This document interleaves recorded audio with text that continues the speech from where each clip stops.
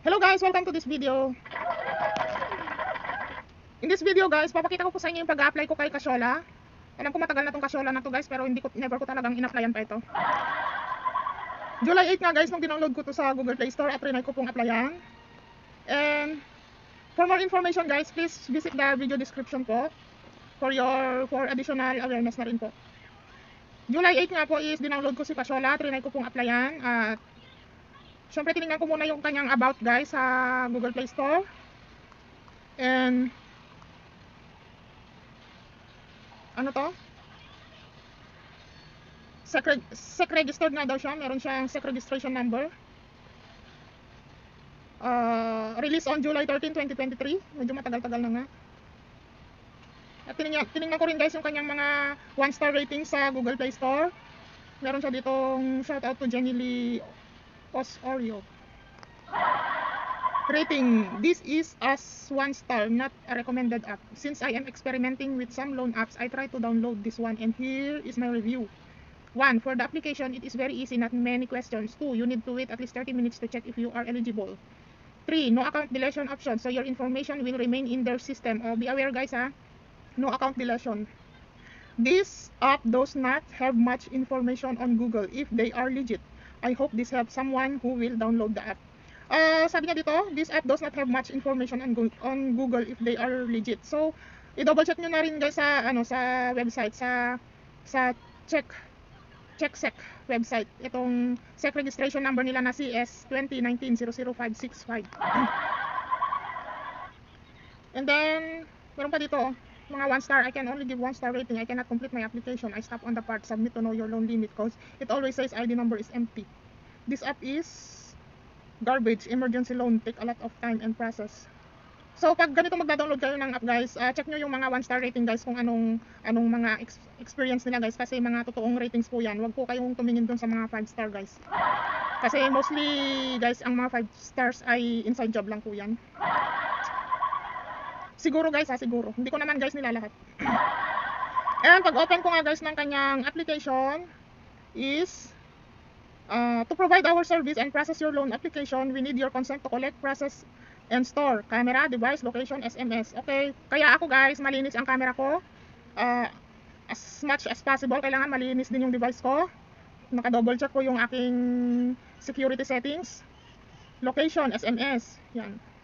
Sa security settings po ng ating Android phone or ating mga gadgets ay meron po dyan mga kinakalikot guys para always secured po tayo lalo na sa mga online vending apps. So, ito, nag-pop up ulit siya, SMS daw, we will send you notification. Allow lang ng allow guys. Ayan nga guys Dahil Infinix po yung gamit ko, ang Infinix po ay meron siyang privacy features. Katulad ng secure card. Yung secure card na yan guys, kailangan mo lang i-on yan para when enabled, apps with allowed permission can only access blank data like contacts, call log, SMS, calendar. So, ito na guys, start na akong gumawa ng account. And then waiting for OTP. Purpose of loan. Ito na yung fill upan natin guys. Purpose of loan, educational level, number of credit cards. Kahit wala akong credit cards ngayon, nilagay ko dito 1. Residential address, detailed address, email address, yan. Provide ko lahat yan. Job type, payroll, period, total monthly income. Siyempre sa business, purpose of loan is business development ang pinili ko guys. Educational, secret. Number of credit cards, nilagay ko guys 1 kahit wala. Ito na, residential address, pipiliin mo dito guys kung national capital region ka ba, and then automatic na pipili ka ng Quezon City, Manila, and then detailed address mo guys, yung street, tsaka number of street, and then email, yan. Self-employed, twice a month, yung payroll period na binigay ko, payroll date, 5 and 25, ang binigay kong total monthly income, 25K.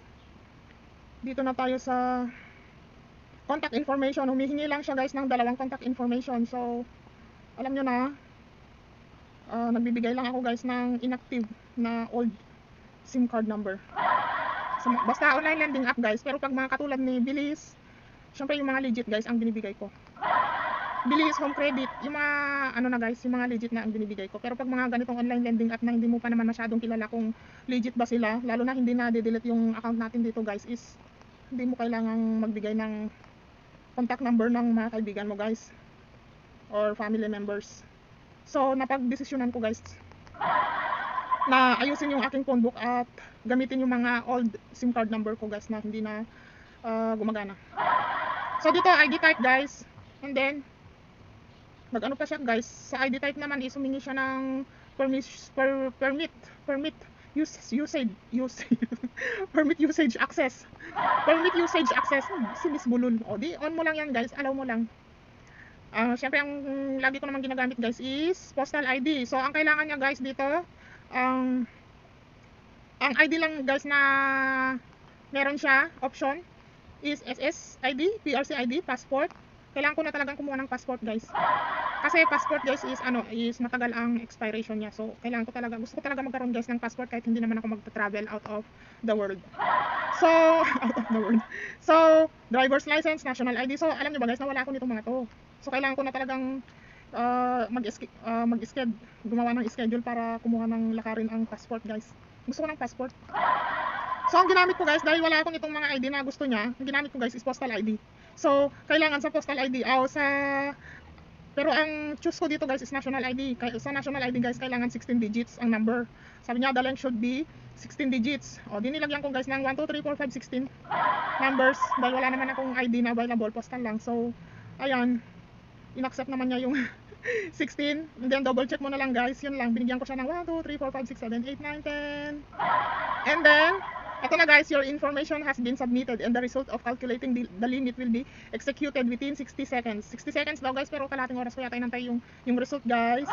So, ayan, credit limit is calculated nung binalikan ko yung kanyang front page. And then, after, anong oras ba ito? After 11:53 AM nung binalikan ko siya guys is, ano na, 2 oras. Please try again after 29 days. Please try again after 29 days guys. Pero humihingi siya ng ratings, star ratings. Syempre bakit ako magbibigay ng star ratings, disapprove nga ako. So hanggang doon lang guys. Yun guys. Ano na. Ganun ako nag-apply kay Cashola guys. Wala ako ng ID na hinihingi nila. So ginamitan ko siya ng postal ID with charot na 16 numbers. So disapprove ako guys. Try ko daw after 29 days. So try ulit natin gamit yung postal ID guys. Pero siguro ito is, siguro to guys, kung manual review ito guys, syempre disapprove talaga ako guys kasi postal ID yung gamit ko eh. So, hindi ko maipapakita sa inyo guys kung paano ba yung kanyang interest rate, service fees, etc. dahil hindi nga ako na-approve guys. So hanggang dito na lang guys, and thanks for watching. See you on my next videos po. Ingat po kayo.